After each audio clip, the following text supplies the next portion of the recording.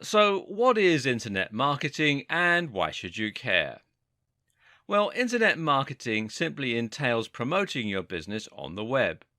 Any marketing activity that is carried out online is considered internet marketing, and that includes search engine optimization, otherwise known as SEO, content marketing, social media marketing, PPC advertising, influencer marketing, press releases, email marketing, and more. These various pillars of internet marketing can each help you to bring more visitors to a website or a blog, and that in turn gives you the opportunity to promote your business and hopefully drive conversions, in other words, turning visitors into customers. What makes internet marketing so effective is that it doesn't have to cost a huge amount to be successful. Now, you can spend an awful lot on SEO and content marketing and thereby try to get your site to the top of Google. But sometimes it just takes one smartly placed link to drive huge amounts of traffic to your site. And if you're willing to put in consistent time and effort, then anyone can build a massive, loyal audience, then thereby become a big influencer in their niche. Thus, internet marketing is the great equalizer. Marketing no longer requires a huge budget. It's now something that you can do just as well as the largest corporations, as long as you're smart with it. Internet marketing has other advantages too. It allows you to actually engage with your audience, for instance. Using social media or running contests means that you're able to interact with the very customers you're trying to obtain and get feedback from them. Then there's the simple fact that the web is capable of reaching such a huge audience, including people from all around the world. If you're selling something with international shipping, then this is by far the best way to reach a global audience. For all these reasons, internet marketing is for everyone. No matter what type of business you're running, you should be able to benefit from internet marketing and find that it can help you to increase your brand visibility, grow your audience, and to make bigger profits. Now, some businesses are only able to exist thanks to internet marketing. These are the entirely online businesses, such as people who sell ebooks. Now, ebooks are digital products with no overheads. By marketing them correctly, it's possible to make huge amount of sales which will be almost entirely profit. Ebooks can be something of a hard sell, but the fact that you can reach such a massive audience and engage with them directly means you can get enough turnover to earn big profits. These businesses only exist thanks to internet marketing. Other businesses also rely heavily on internet marketing. If you sell a service online, such as web design or copywriting, then using internet marketing will allow you to ensure that the maximum number of potential clients see your website and consider hiring your services. Knowing how to reach that audience online is the difference between long dry spells, where you aren't bringing in any cash, and a steady flow of orders and income. Of course, the same is also true for an e-commerce business, which exists to turn website visitors into paying customers in a similar way. Amazon actually spends over $1 million a day on Google AdWords alone, which shows you just how much the company values its internet marketing. But it's not just online businesses that can benefit from internet marketing. Big brands like Coca-Cola, Red Bull, Marvel, Ford, Best Buy, they all spend huge amounts on internet marketing because they know that it is now more effective than spending that same money on print media or television. And the same goes for small businesses like hairdressers, restaurants and high street stores, and sole traders like plumbers, builders and lawyers. As we will see, anyone can benefit from internet marketing, and it is the single most efficient way to increase footfall for your company. The only thing holding most people back, of course, is the simple fact that they don't know how to go about internet marketing. They don't understand how SEO works, they're not sure how to reach influencers, and they find social media awkward. If you find yourself in that situation, then don't worry. This video series is going to teach you everything you need to know in order to develop any kind of internet marketing campaign with confidence. Best of all, we'll help you to learn to create smart internet marketing campaigns, the kinds that get maximum results with the least amount of cash and time. We just said that Amazon spends $1 million a day on AdWords, and that might make you wonder how on earth you're supposed to compete. The answer? Well, you're not. Our aim is not to take on huge corporations head to head, but rather to find the path of least resistance, to identify those corners of the web where lots of potential customers are waiting and no one is currently marketing to them. You're going to learn how to do that and much more over the course of this series. Specifically, you'll learn how to choose a niche and find your audience, how to create a stunning website in no time at all, how to drive conversions so that visitors equal customers, how to climb the ranks of Google using smart SEO, how to provide value through a blog and become a thought leader in your industry, how to build and run a mailing list, how to create a thriving and popular social media channel, how to write stunning articles and killer sales scripts, how to use press releases, video sales letters, sales pages, and other tools, how to work with other internet marketers, how to create your online business, and a whole lot more. So let's get down to it. And we'll do that in the next video. As we saw in the last video, internet marketing is for everyone and can apply to many different types of businesses. For the purposes of these videos, though, we're going to broadly categorize viewers into two groups: those with an existing business they want to promote, and those wanting to set up an online business or make money directly through internet marketing. And for now, we're going to concentrate on the second group. If you already have a business, this is still worth watching, but if you're in a rush to get to the good stuff, fast forward to the section on website creation. If your plan is to build an entirely online business and to make money either directly from a blog or perhaps by selling digital products, then the first thing you need to do is to choose a niche, or niche as some people pronounce it. The term niche in this context essentially refers to a subject matter, an industry, and an audience. In other words, a niche can be health or it can be knitting. This is what your blog is going to be about. It's what the products you sell should be about, and it will determine precisely who your business is marketed at. Choosing your niche is one of the most important steps in creating a successful online business.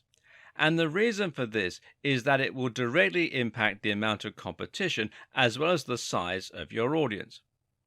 So if your subject is health, then you're going to be going up against millions of other websites, and this is going to make your life very difficult indeed.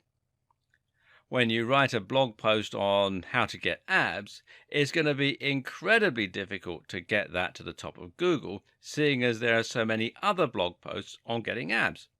Likewise, if you post in a fitness forum and mention your ebook, it's not going to stand out or be interesting because there are so many others. Conversely, though, you also need to avoid choosing a niche that is too narrow. If the niche you chose is earwigs as pets, then it will only be a matter of time before you've marketed to the majority of that audience and there's no one left to buy from you. Another important consideration when choosing a niche is what you can offer the audience and how much they are likely to spend. When creating a product, it's always useful to think in terms of the value proposition. Now, this basically refers to what your product is offering to the buyer and what gives it its value, which should be much greater than the face value. When you sell an ebook on getting fit, for example, the value proposition comes from the fact that your buyer will hopefully be much fitter after reading your book and applying the knowledge that they learn. So you're not really selling a book at all, but rather a sexy toned body. You're selling confidence, you're selling energy first thing in the morning, and you're selling physical attractiveness to the opposite sex. And people are willing to pay for a lot of things, meaning that you can afford to charge more for your ebook. On the other hand, if you have a book on cats, then you can only charge people for learning a bit more about their pets, which isn't something people are willing to pay as much for. It's also important to have a very clear target audience in mind. Draw up a buyer persona and think about the exact kind of person who will be interested in your product. Do they have enough disposable income? And do you know where you can reach them in order to market your product? If all that sounds a bit confusing, then the best way to pick a niche is often to find a very big and popular niche with a strong value proposition. And we're talking things like fitness, finance, business, dating, and so on. And then to narrow down to find a specific section within that niche. So, for example, you might have fitness for the over 50s, fitness for nerds, and as a sidebar, nerdfitness.com is a highly popular website. You could have fitness for X condition, whatever you want to put in, fitness for martial artists, online businesses for students, making money online for stay-at-home mums. The list just goes on. And try and think of something that is as original as possible, while at the same time making sure that there's a big audience there and that you can solve a specific need. At the same time, though, try and choose a niche that you genuinely have an interest in and some knowledge about. And this will help you to write better blog posts, and it will ensure that you don't get bored of your business over time. And this is actually one of the most important tips. So don't be motivated by money alone, or you're likely to find your business lacks staying power. Finally, think about any connections you might already have and any contacts. If you happen to know the editor of Gardening magazine, then creating a business in the gardening niche just makes sense. Likewise, if you're a prominent member of a big forum dealing with health, then this is a very logical niche to choose, as you'll be able to post about your blog there and hopefully get a big reaction. In short, try to have an entire business plan ready before you even begin writing. Know your strategy, know your end game, and let your niche dictate all that. The next thing you need to do is to create a stunning website. Now, this is highly important, as your website is what's going to create the first impressions for your visitors and give them the confidence to buy from you. Now, this makes all the difference. Think about your own experience, whether you're looking online for a place to eat, for a specific product to buy, or a blog to read.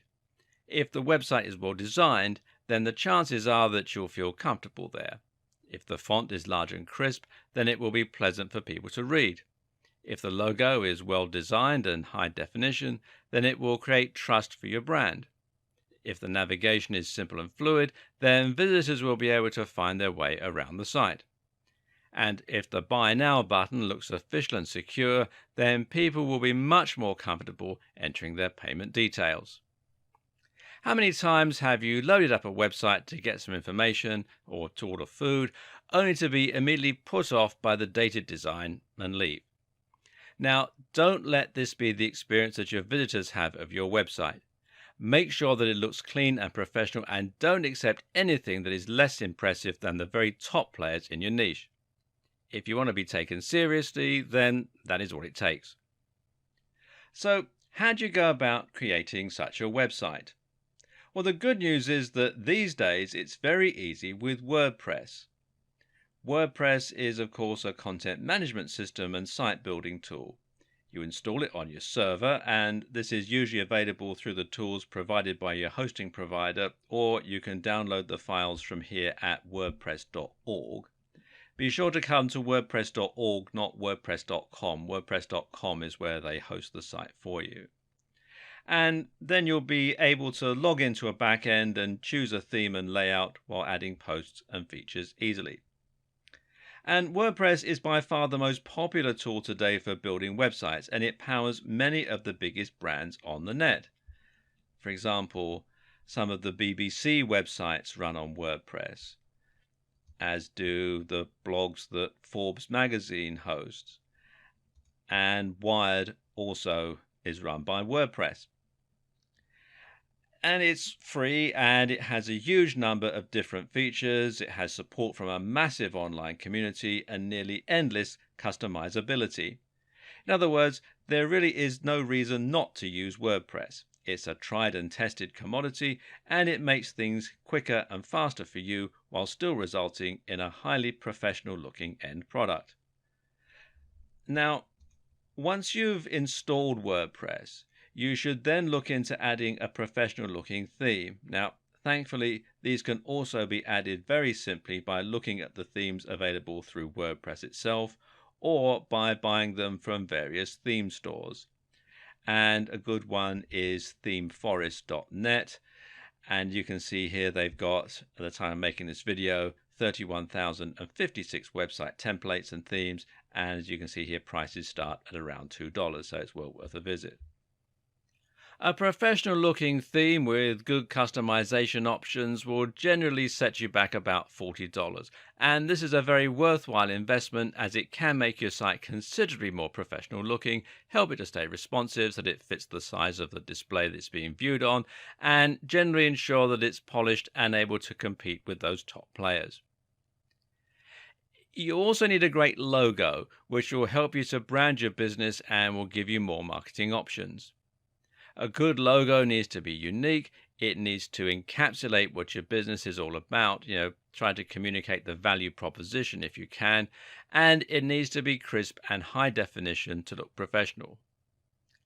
If you create your logo yourself, then it's very important that you use vector files via software like Adobe Illustrator in order to make it look the part. Better yet, outsource this job to someone else. Consider using 99 Designs, which is 99designs.com, or if you're in the UK like me, it'll redirect you to 99designs.co.uk, or perhaps Fiverr, which is Fiverr with 2Rs.com. There are many different aspects to good internet marketing, which include SEO, press releases, social media marketing, influencer marketing, and more. Once upon a time, internet marketing could mean simply picking one of these facets, such as SEO, and then trying to spam it until a site got to the top of Google and started getting thousands of views. Today, though, this method just doesn't work, and in fact is much more likely to get you penalized by Google. Today, the only way to succeed online is by delivering quality, and the best way to do that is by updating your blog regularly. This is the central tenet of content marketing, and as you'll see, content marketing can provide the backbone of your entire digital marketing strategy. So, just what is content marketing? Well, essentially, content marketing means that you're going to promote your website via content, and you're going to use this to bring more people to your website and get them to engage with your brand. People are not going to visit your website or blog out of the goodness of their heart. They will go there because they're looking for something, and that something will normally be content. People use the web to find information, for entertainment or for news, all of which means content. Your core strategy is going to be publishing content on a blog regularly and using this as a way to gradually bring in more and more visitors. Eventually, this should allow you to establish trust and authority within your niche and build up a big following of regular readers who want to find your content. Your content is also what you're going to use to succeed in the various other types of internet marketing. Over the next few videos, you'll see how content is essential for SEO as well as for social media. And that's because content is what people are searching for on Google, and it's what you will mainly share on social media. But the aim is not to bring people to your site in the short term to make sales. Rather, your aim is to get people to subscribe to your site, to bookmark it, and to read it regularly. The way this works is simple. First, a visitor finds your site on Google or via a social media post. The article looks and sounds interesting. They read it and hopefully they have a good experience. But that's not going to lead to a sale, and it's not going to lead to a subscriber in most cases. Rather, they will just make a mental note that your site was reliable and interesting, and so if they see a post from you again on their travels, they will be more likely to read it next time. It's important that your branding and web design is strong, and this will ensure that they recognize the fact that they're returning to a website that they've already been to once before. Eventually, you'll get to the point where they have a question and they decide to turn to you for advice. They know you're reliable. They know they enjoy the way that you write, and so it makes sense that they'll seek you out when they want to know something. At this point, you have their trust, and it will be much easier for you to persuade them to make a purchase or to read your site regularly. Eventually, they'll become regular subscribers and they'll start actively looking into whatever you're posting next. This will mean you have a captive audience, and the next time you want to sell a product, you'll be able to. And no, this strategy is not just for online businesses or ebooks. This strategy can likewise work for a high street store or a hairdressing company. It's all about getting more people to read your content regularly so that you have built that audience and that trust. Of course, some internet marketing strategies might rely less on content marketing than others, but this is an activity that every business should be engaged in. And it all revolves around providing value for free. That may sound great, but the next question is, how are you going to go about doing this? How do you go about adding content to your site that is so exciting that people will want to read your site on a daily basis, especially if you aren't a writer naturally? Well, the first thing is to understand the type of content that gets read and the type of content that gets shared. And a clue here lies in a term that is generally looked down upon by the community: clickbait. Clickbait is content designed to get people to click, and very often it provides little to no value. You'll probably have seen this type of content on Facebook, and these are posts with titles like "You'll never believe what happens next" or "Top 10 X, number 7 will shock you." These titles get people to click by leveraging the power of curiosity. The titles are purposefully vague while also being emotionally charged, by telling you that you'll be shocked or outraged in some way. To look at, the articles appear to offer something completely new, unexpected, and shocking. Unfortunately, when we click on the links, very often we're met with something rather disappointing, and the reality fails to live up to the hype. Now, I'm not about to tell you to write clickbait content. But what I am going to do is to tell you to write content that is similarly shocking and interesting. What you must absolutely avoid are titles like 10 Great Ab Exercises or SEO for Beginners. These titles are contrived. We've all heard similar things countless times before, and they just fail to stand out or to look exciting. Your aim is to write something as intriguing and as shocking as a clickbait title, but then to actually deliver on the promise by making sure that the reality is every bit as impressive as what you were promising in the title. So instead of 10 great ab exercises, how about what happens if you do 100 sit-ups every night? Or anatomy of your abs, the ab muscles you didn't know you had and how to train them. Instead of SEO for beginners, how about the psychological impact of making $$ online, or how I make $200 a day from a site I built last year? These titles are inherently more interesting because they're different, because they have a human element, and because they promise real value. If you use those kinds of titles, you'll get clicks, especially if you post them to the right forums. And if you deliver great value within your content, people will eventually start seeking you out for more unique and exciting stories. Oh, and stories is a very key word here. People love stories. Giving any post a narrative structure, in other words, structuring like a story, and talking about real people who've been affected by your advice is one of the best ways to ensure that people will want to read your content. Some other tips? Space out your content well and avoid large chunks of text. Use lots of highly descriptive headings that will inform your readers as to what each chapter is about. Use a nice big font. Decorate your content with attractive images. Write in a manner that is concise, entertaining, and easy to read. And provide lots of links to other resources within your content. From there, it's simply a matter of posting consistently, and I mean at least once a week, ideally more, and keeping the quality high. The length of each post doesn't matter as much, but occasionally posting long form posts, that I mean 800 words plus, will stand you in good stead with Google and help you to provide even more content to your visitors.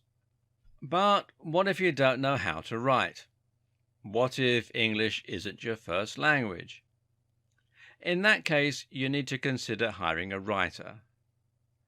There are lots of writers online and they charge anywhere from $1 per 100 words to $10 per 100 words. You don't need to spend that much, but it's highly recommended that you avoid the very cheapest writers. Anything under $1.50 is risky, and that you pay for better quality content. This is an important investment as you won't be able to build trust and find regular readers if your content is written in pidgin English. One concern here is that you might not know how to check if the content is good, seeing as you won't be able to read it in the native language. The solution here is to find someone who can tell the difference and to get them to check it for you. And I can't stress enough how important this is. The key to effective social media marketing is the exact same as the key to effective content marketing: providing value. Unfortunately, this is something that a huge number of businesses have absolutely no idea how to do, and that results in some very poorly managed social media.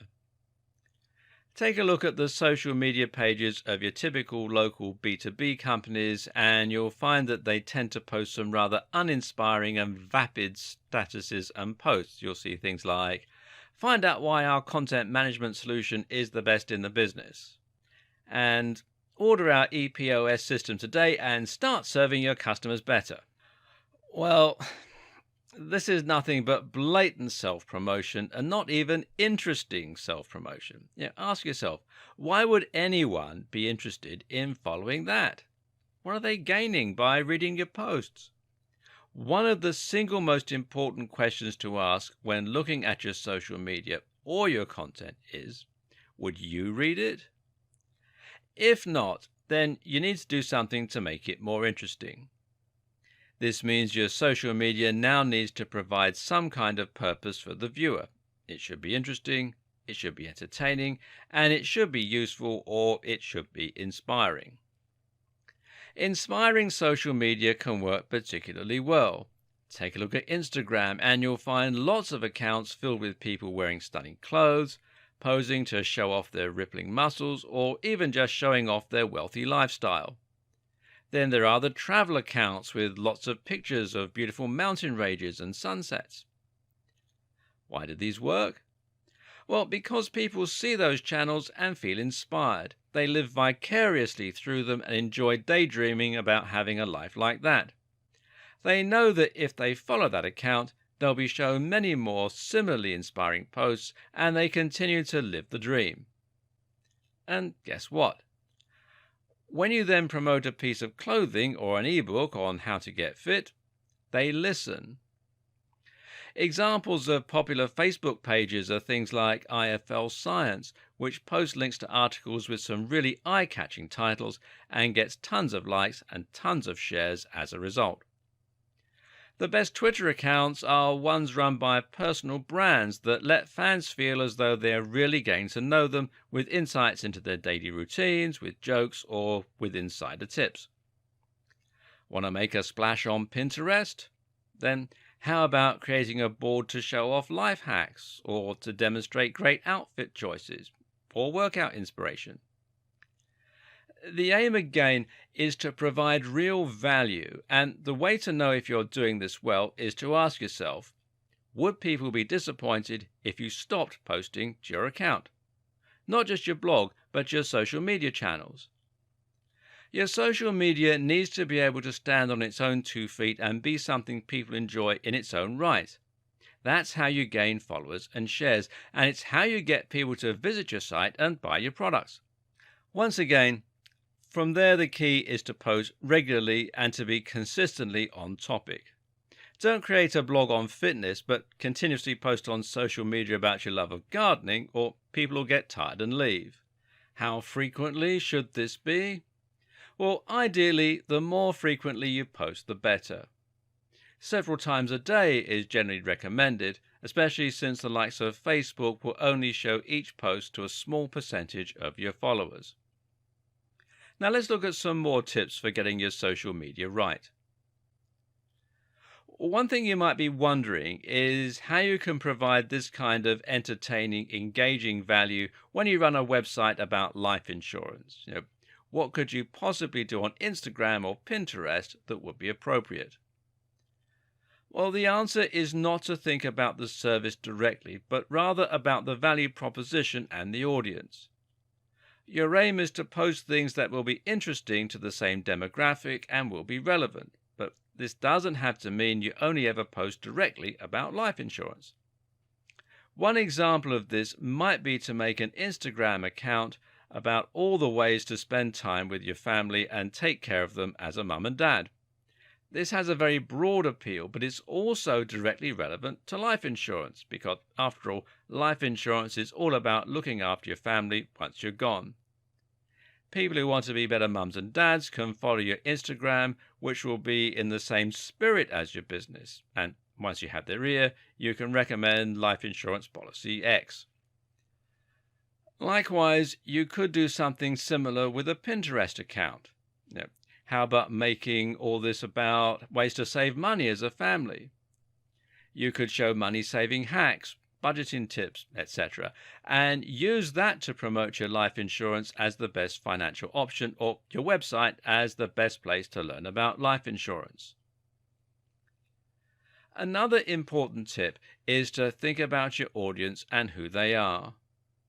If you want people to share your posts, and this is the best way to ensure they reach the maximum number of people, then you need to be sure you're targeting your audience specifically. This is important, seeing as trying to reach too wide an audience will ultimately mean that you don't specifically appeal to anyone. This is the mistake a lot of people make with their posts on how to get abs. They think that they need to appeal to everyone, and thus they end up with very safe and very generic content. But content performs best when it's targeting specifically at a particular type of person. This all relates to the psychology of sharing. Why do we ever share content? Well, there are two simple reasons: to express ourselves or to communicate. We communicate by sharing things that we think will appeal to someone we know. If you see a post on how working from home turns your brain to mush, then you're going to share that with your friend Bill, who works from home, as a cheeky joke, as a way to help them work from home better, or perhaps just a way to show that you're thinking of them. If you work from home yourself, then you might post it to express how you feel about working from home and to help others understand you better. But notice that in both scenarios, the post only works because it applies so specifically to people who work from home.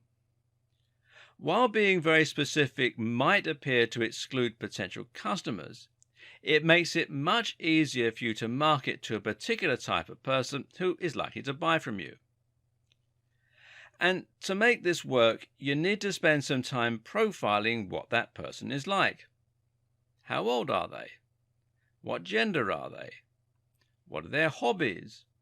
What websites do they spend time on? You'll see why this is even more important shortly. Once you've decided how you're going to provide value through sharing your blog posts or by posting images, you'll then need to make sure you have a strong brand that will have some good visibility and tie your social media channels neatly to your website. It's important that when someone sees a post from you, they know it's from the same website that they saw the other day. So make sure you have a good logo and use that as your profile picture or your cover image on each account. Likewise, use the same name wherever possible. Another tip is to integrate your social media and your website as closely as possible. It'll take a while to build up momentum on your social media, but one thing that you can do to help that along is to add social media buttons to your website so that people can check out your Facebook page directly from your website. Ideally, you'll gain new followers each time someone goes to your website.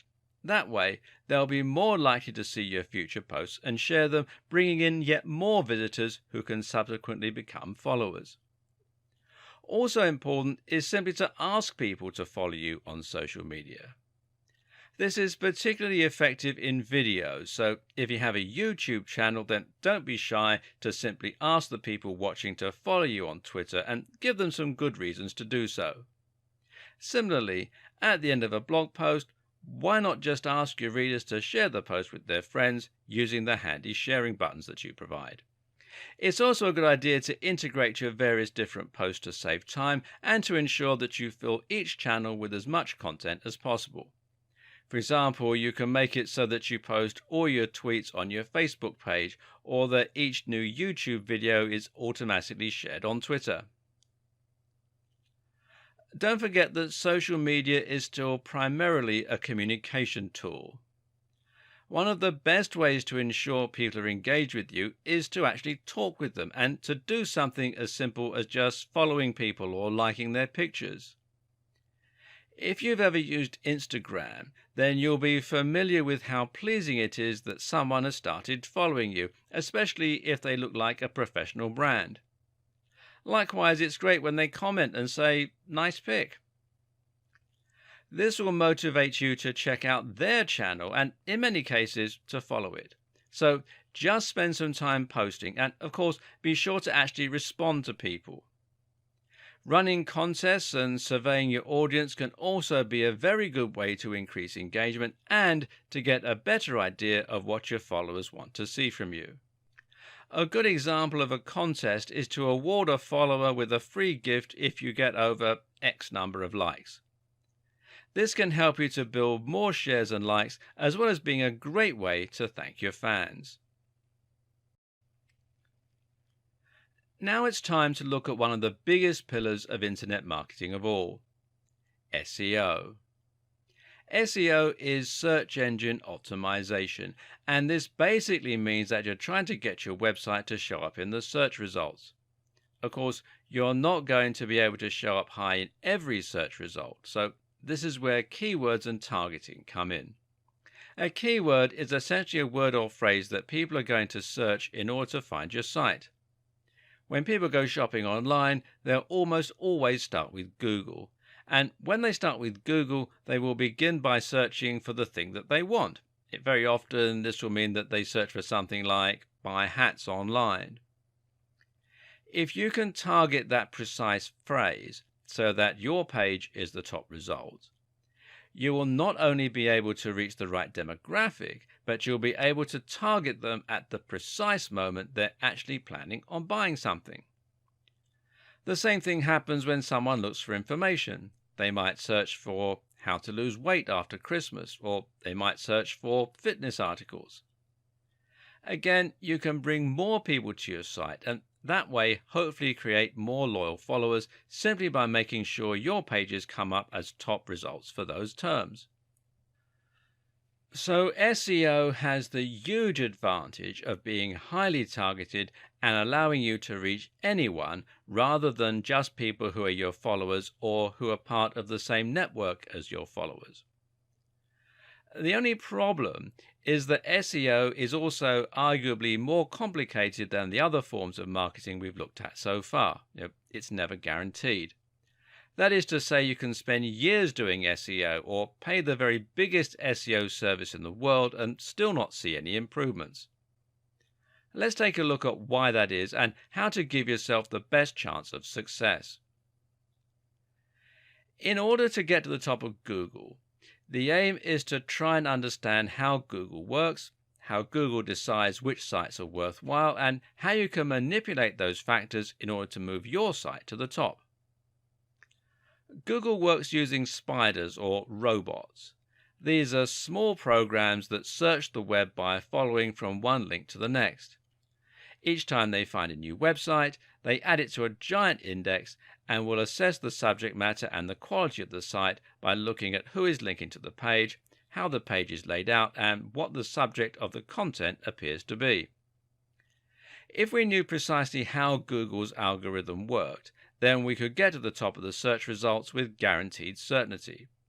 As we don't know this though, all we can do is make educated guesses and hope that these get us to the top of Google. When Google first became the dominant search engine, the algorithm was fairly straightforward and was generally quite well understood by marketers. Back then we knew that Google found sites by following links on sites already in the index.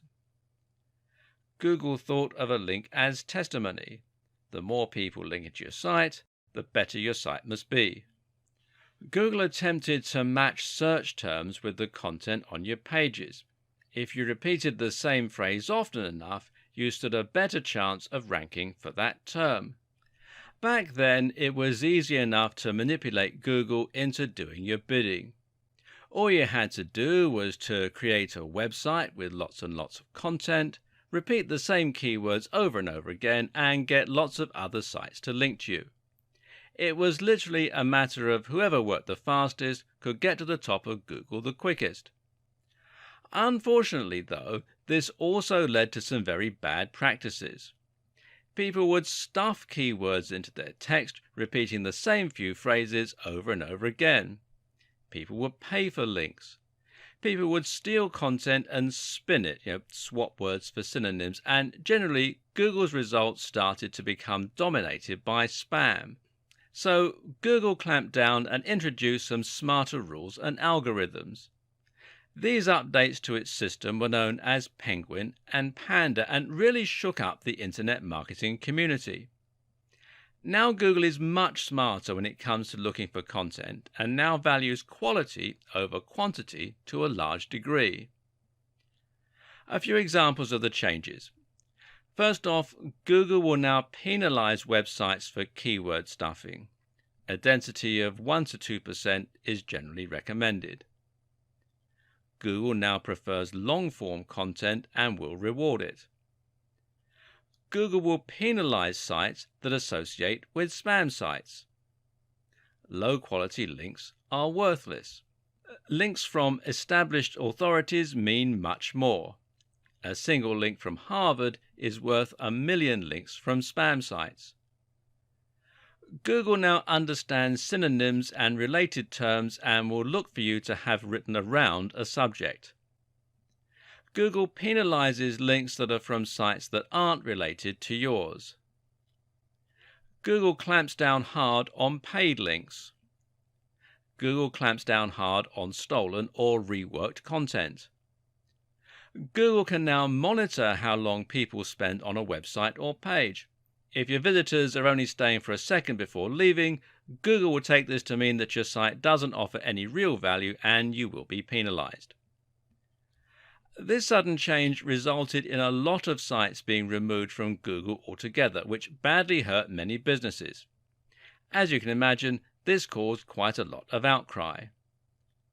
But what's important to remember is that website owners are not the customers Google is catering to. Google is catering to users who want to use Google in order to find high-quality content. Thus, Google's main and only objective is to ensure that the content it shares is relevant and interesting to the people searching for it. So, what's the best way to handle good SEO? Simple. Make sure you are providing great, relevant content. When you do this, you are aligning yourself with Google's goals. Therefore, every change Google makes will ultimately help more people to find your site. Meanwhile, the sites that try to spam Google or trick it will only be damaged each time that Google has an update. So, with all that said, how do you go about carrying out SEO for your site in this day and age? We'll cover that in part 2. With what we covered in the last video, you may be wondering whether it really is possible to get your site ranked now. How do you go about carrying out SEO for your site in this day and age? Well, let's take a look at some modern SEO practices. The first thing to do is to fill your site with as much relevant content as possible. Notice how SEO and content marketing naturally go hand in hand already? Again, this content should be long form, at least occasionally, and should contain links to other sites.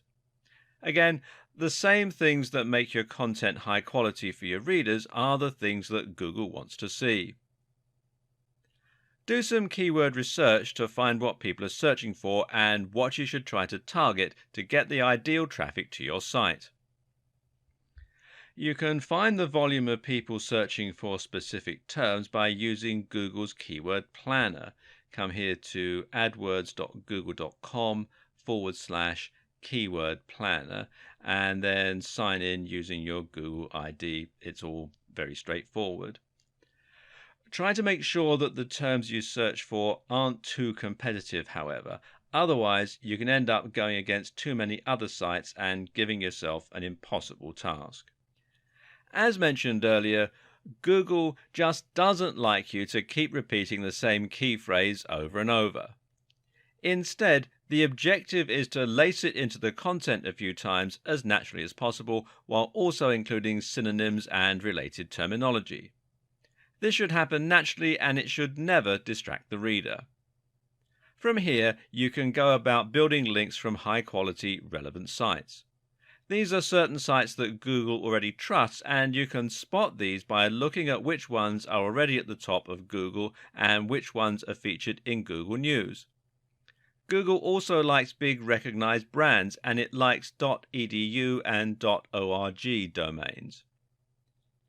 While it might be hard to get links from those sites, you can think of this a bit like degrees of separation. In other words, if you can't get a link from Harvard University, look for a site that does have a link from Harvard and see if you can't get a link from them. One of the best strategies you can use to build links is something called guest posting. Here, you're essentially going to contact big blogs and offer to write content for them for free. This content needs to be relevant and high quality, so they will be tempted to go ahead and publish it.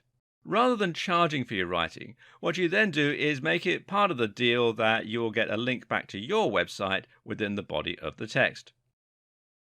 One way to avoid going head-to-head with the biggest players in your niche is to focus on local SEO.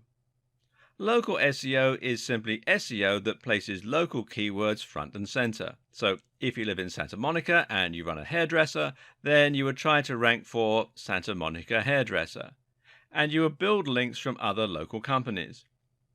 It's much easier to become number one for a specific search term like this. Even if you're running an international business, it can be a good idea to start local and then branch out once you've built a local momentum. Lastly, a few things that can help to keep you in Google's good books. Avoid anything that looks spammy or manipulative. Try to avoid patterns and encourage your visitors to share your links online. That's what Google really likes to see, sites with lots of links on the strength of their quality. One way to do this is to write link bait.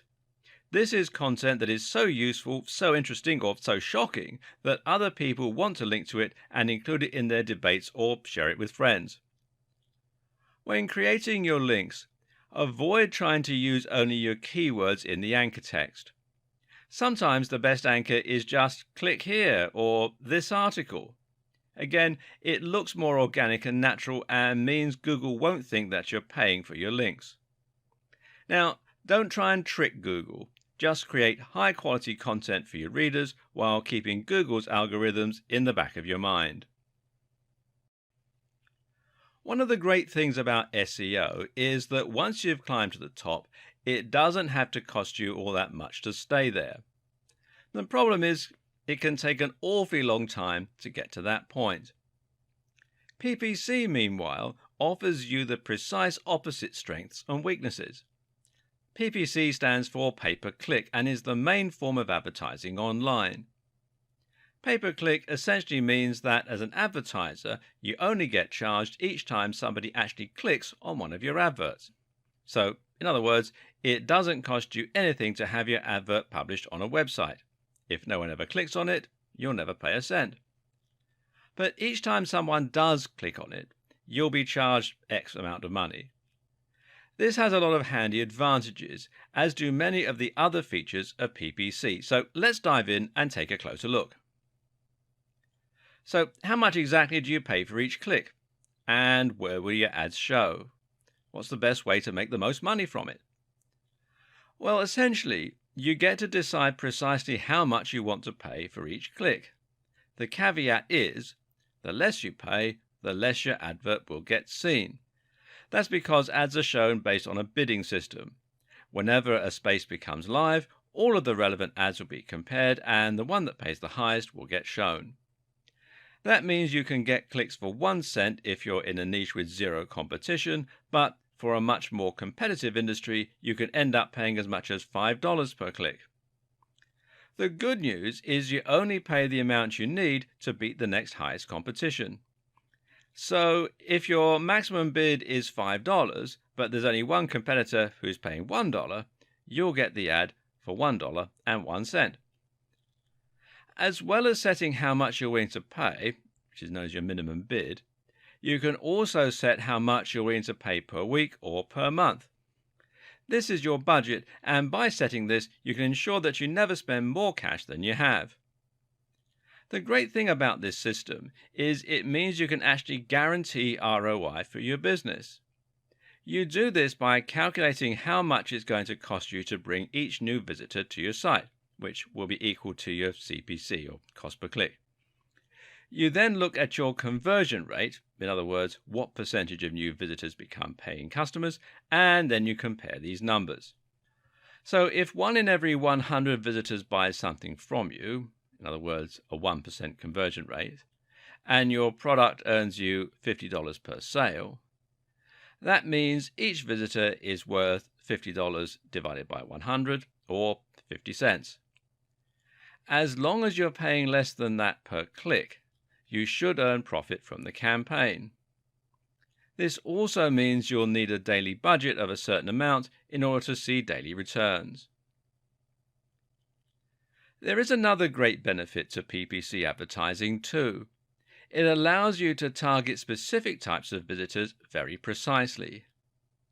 Targeting means ensuring only people you really want to see your ads will see them, and that can prevent you from wasting money advertising to people who won't be interested in buying from you. If you're selling skateboards to skaters, you should find your conversion rate goes up significantly versus trying to sell pens to skaters. So, how does all this work? Well, there are 2 main PPC programs out there at the moment. These are Facebook ads and Google AdWords. There are some others, but they aren't so big. Google AdWords show ads on search terms, and in that way it works just like SEO. Your aim here is to make sure that you're paying for your ads to show up on search terms with enough viewers and that are targeted to your precise audience. You can do this using local search terms again, or you can do it by using search terms that specifically relate to your niche. And you can see the ads are here at the top where it says ad. Quite often they'll also have them down here on the right hand side in a search result as well. Now, Facebook ads, on the other hand, gives you even more targeting options. With Facebook ads, your adverts will show on users' Facebook pages on the right or in their home feeds. You can then ensure that people only see the ads if they are the right age and sex, or if they have the right hobbies and interests, or have the right income, and if they're in the right location. Google has the advantage of showing ads to people who are currently searching for services and products, whereas Facebook ads can be interruptive. You can even use Google AdWords as a way to test whether certain keywords are worth pursuing with your SEO. But by closely targeting only people who are likely to be interested in your product, Facebook ads allow you to avoid wasting money on clicks from people who would never have bought from you in the first place. If you're selling a digital product, there is another very effective way to gain a lot more sales, and that is to get other marketers to promote it for you. And learning about affiliate marketing is important if you want to stand a lot of the conversation you'll find in marketing forums and elsewhere. Essentially, an affiliate is someone who promotes an online product in exchange for a commission. So, if you sold an ebook for 40% commission, that would make you an affiliate. To do this, you simply use a URL that is unique to you, and then when someone clicks on that link, they will be redirected via a page that will have a cookie on their computer, and they will be identified as having been sent by you. The great thing about getting affiliates to help you promote a product is you're essentially building an army of salespeople, all of whom will be able to help you get more sales for your product. If you can sell 30 ebooks a month yourself, imagine how many ebooks you'll sell when you have 1,000 affiliates. The key to getting lots of affiliates is not to be greedy.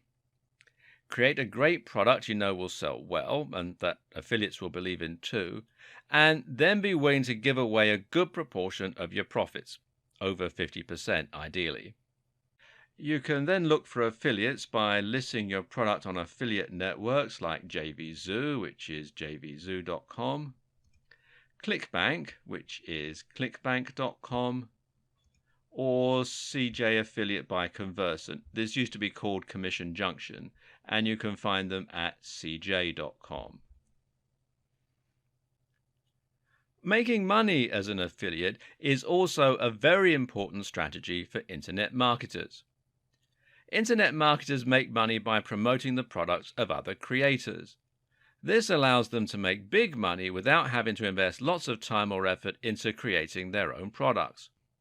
What's more is that by selecting an existing product rather than making one from scratch, you can remove the risk element by focusing on a product that is already selling very well. Affiliate marketing is a great way to monetize a website and to build a business with zero upfront investment. Whether you are an affiliate or a product creator, you're going to find there are a few different materials and terms which come up regularly and that you'll end up using to build your campaign. These materials and terms include sales funnel. Now, a sales funnel is a selection of free blog posts or articles, perhaps a mailing list, maybe a free report, followed up by a paid report and increasingly high ticket, in other words, expensive items. The idea is that you're gradually introducing people to your brand and then helping them to invest more and more in your message to become increasingly interested in spending more with you. Then there's sales page. A sales page is a page which is entirely dedicated to selling your product. That means there will be no external links, no distracting content or images, just one sales script designed to promote the product and make it sound highly desirable. This will be interspersed with buy now buttons and will use persuasive writing. Then there's free report. And a free report is a small excerpt or example of your sales funnel. There's VSL, and VSL is a video sales letter. This is a spoken script that works like sales copy to engage the visitor and get them to buy. And finally, there are squeeze page and email swipes. Now, email swipes are ready-made marketing messages. We'll look a little more at how a squeeze page and mailing list work together in a moment. As a marketer, you can either create these materials yourself, get them free when you sign up as an affiliate, or use other strategies to promote the products. Either way, though, understanding these terms is going to come in very handy when you're learning about internet marketing.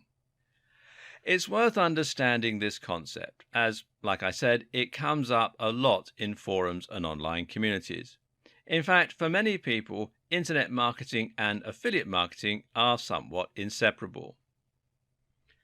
You'll find this when you check out sites like Black Hat World, which is blackhatworld.com, and the Warrior Forum, which is warriorforum.com. These are forums where internet marketers can discuss ideas and tips with one another, as well as finding opportunities, business partners, clients, and services. The Warrior Forum even has its own affiliate network. Spending some time on these forums is a very good way to get acquainted with the world of internet marketing and all it entails. You'll also find a ton of good advice, as well as being able to hire writers, SEO companies, web designers, and other professionals to help you get your campaign up and running. Here, you will often find lots of people selling link building services, but you should be wary of these as the links are often low quality. Spend some time here though, learn the ropes, and find out what it really means to be an internet marketer. There are many, many more aspects to internet marketing, and we only really have just scratched the surface. That said, you should now know all of the basics and have a deeper understanding than most people regarding what is actually likely to work versus what ultimately amounts to spam. Before we go, though, there are just a few more concepts you need to familiarize yourself with. If someone lands on your site for the first time and you try to sell them a copy of your ebook or a service, you should expect to find that this is more likely than anything to just drive them away. Think of it a little bit like asking for someone's number before they've even had a chance to get to know you. Much more successful is to spend some time establishing trust and familiarity, but you do need to ensure that they come back in order to do that. And this is where a mailing list comes in. It gives you a way to contact your visitors directly, and more importantly, it represents permission to message them. Your objective then is to ensure your members actually keep reading your mailing list rather than ignoring your messages. In order to do that, you need to ensure that you are, you guessed it, providing value. Emails can be lessons, they can be exclusive updates, or they can be full articles. Just make sure that they are providing value. In order to start collecting emails and sending them out, you'll need a tool called an autoresponder. This is what will enable you to create forms as well as letting you manage new subscribers, people who want to leave your list, etc., etc.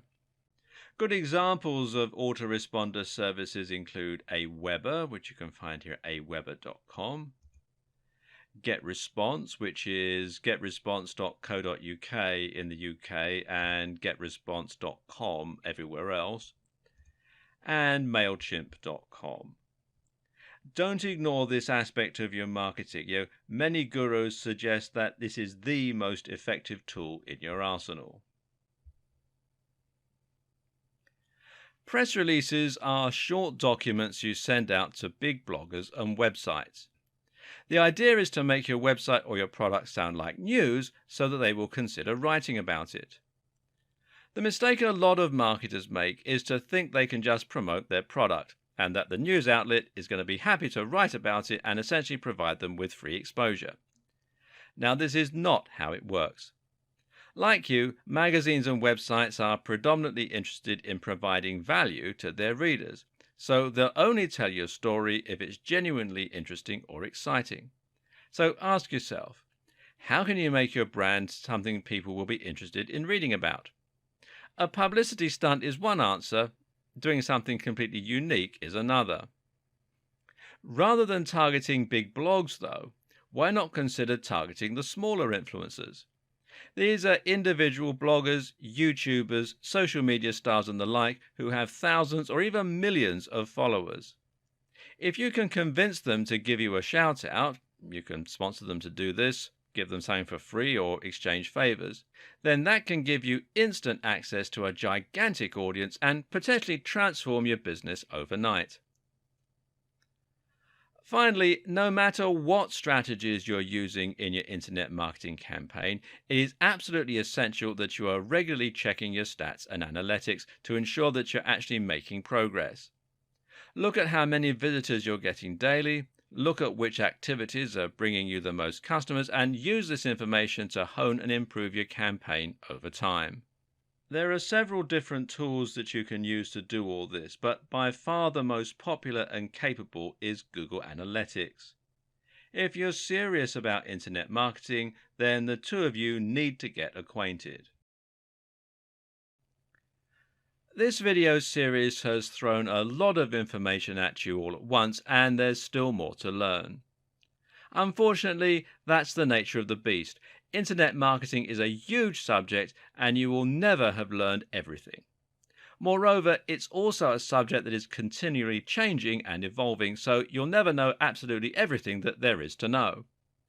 But what this series has hopefully done is to A, give you a solid foundation of knowledge to get started, and B, help you to make some smart decisions and avoid some of the biggest mistakes that new marketers make. The biggest lesson I want you to take home from all this is that you should work smart, not hard. Now, that doesn't mean that you're going to be putting out a load of dross, though, far from it. The key to getting easy wins is to create things people actually want to see and want to share. Content Google wants its users to find, and content that will build trust and authority with your followers. This means writing about subjects you're passionate about, and it means bringing something genuinely different and unique to the table, and it means creating a stunning website with glorious images and a strong brand. Good SEO and good marketing means telling amazing stories and creating amazing content.